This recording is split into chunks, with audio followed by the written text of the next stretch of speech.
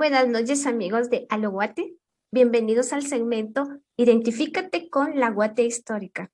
El día de hoy trataremos de los procesos de evangelización en Guatemala. Para eso contamos con el apoyo y la colaboración del profesor David Gudiel. Él es profesor de Historia y Ciencias Sociales en la Escuela de Historia. Profesor, y le vamos a pedir una breve introducción sobre el tema. Muy buenas noches, Glenda. Muy amables por la entrevista. Bueno, a manera de introducción podemos decir que los procesos de evangelización se vienen dando no desde el proceso propio de conquista. Vamos a compartir acá unas diapositivas en las cuales vamos a ver directamente cómo se empieza a dar este proceso desde lo que es el propio descubrimiento de América. ¿Cómo sabemos que se empieza a dar la evangelización? Tenemos dos símbolos muy importantes en esta imagen. Lo primero que vemos es acá un estandarte con un crucifijo. A la par de este estandarte vemos lo que es la banderola o la bandera de la corona española. Y vemos que viene acompañando a los conquistadores un fraile que trae también un crucifijo en la mano o una cruz en este caso. Entonces vemos que desde ese momento se inicia a dar el proceso completo de lo que es la evangelización. Muy bien. Quisiéramos preguntarle también cuándo se comienza a utilizar el término indio y también el término indígena para los nativos. Gracias, Glenda. Para esto tenemos una segunda fotografía y como podemos ver, podemos hablar desde la llegada de los conquistadores a México en este caso o a lo que hoy conocemos como las tierras de México, en donde pues tanto indígenas como españoles tienen que aprender cada uno el idioma del otro para poder empezar a hacer los procesos tanto de conquista como de evangelización, ¿verdad? Para ello vemos que esto es fundamental, aprender el lenguaje nativo por parte de los españoles y por parte de los nativos, aprender ese lenguaje de idioma castellano.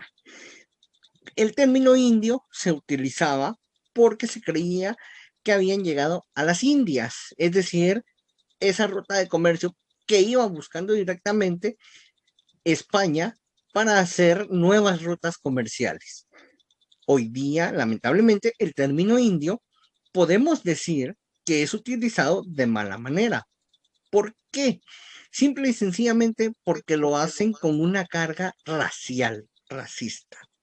Por lo tanto, esto tarda hasta aproximadamente inicios del siglo XX, cuando se empieza a tratar de ver de que la palabra o el término indio se está usando con una carga racista y se empieza a usar el término indígena, lo cual tarda aproximadamente lo que tarda el siglo XX. Pero a finales de este siglo, nuevamente vemos un cambio en la terminología, porque indígena también se vuelve a utilizar con cierta carga racista. Y nuevamente vemos que es necesario cambiar al término que hoy día conocemos, que son pueblos originarios, lo cual nos da a entender que estos pueblos son los primeros que estuvieron asentados en estas tierras. Muy interesante. Y eso, aunado a eso, pues tenemos otra incógnita. Si usted tiene conocimiento de algún censo aproximado de la población nativa en los tiempos de la colonia y la evangelización. Glenda, para esto es muy difícil tener un censo, porque no teníamos una entidad como un registro de las personas o el RENAP que conocemos hoy día, ¿verdad? Porque hoy día pues tenemos la facilidad de RENAP, que es la que lleva el dato de censo de cuántos habitantes habemos, por ejemplo, en Guatemala. En este caso, no hay ningún registro que se conozca al momento de cuántos indígenas pudieron haber en aquel entonces. Es decir, ellos como fueron obligados a trabajar por parte de los españoles, entonces muchos indígenas eran maltratados, muchos indígenas morían en las minas directamente, y no se sabe cuántos morían y cuántos eran los que estaban vivos. Se sabe que sí se diezmó una gran cantidad de indígenas, en este caso, o de indios, como eran llamados en su momento, y que esto hizo de que pues Ujú. estuviera un poco tambaleante en un inicio todo lo que fueron los procesos estos de conquista. Muy interesante, pero nosotros queremos seguir pues con el conocimiento y nos llega también la pregunta de qué métodos utilizaron los religiosos para cambiar la ideología de la población nativa y poderla evangelizar. Si esto fue forzado, fue por pues psicológico o fue por algún convenio. Aunque sabemos que no fue en todos lados general, pero quisiéramos saber si se tiene una idea más o menos de cómo fue este proceso de evangelización y los métodos que se utilizaron para la población nativa. Gracias, Glenda, por la pregunta. Pues en este caso podemos hablar de que no es por convenio directamente que se da la evangelización. Nunca existe un convenio y se hace más que todo de una forma psicológica y forzada a la vez. Para ello vamos a poder ver en esta imagen que se tiene a unos frailes hablándole a la población indígena. Es decir, tratando de una forma psicológica pero pacífica de integrarles a su mentalidad el cristianismo que ellos traían, es decir, la función de un Cristo. Y como podíamos recordarnos en las imágenes anteriores, cuando llega Cristóbal Colón, llegan con un estandarte, con un crucifijo y una cruz en la mano por medio de un fraile. Es decir, ya traíamos una carga psicológica para ello.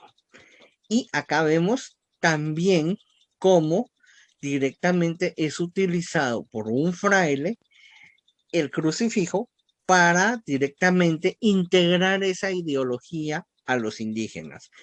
Y por último, vamos a ver en esta imagen que también pudo ser de forma forzada, es decir, así como fueron forzados a trabajar directamente por medio de látigos, por medio de la fuerza, pues también en ese momento pudieron existir frailes, como nos muestra esta imagen, que estaban en los campos de trabajo y directamente pudieron haber forzado a entrar en esta ideología.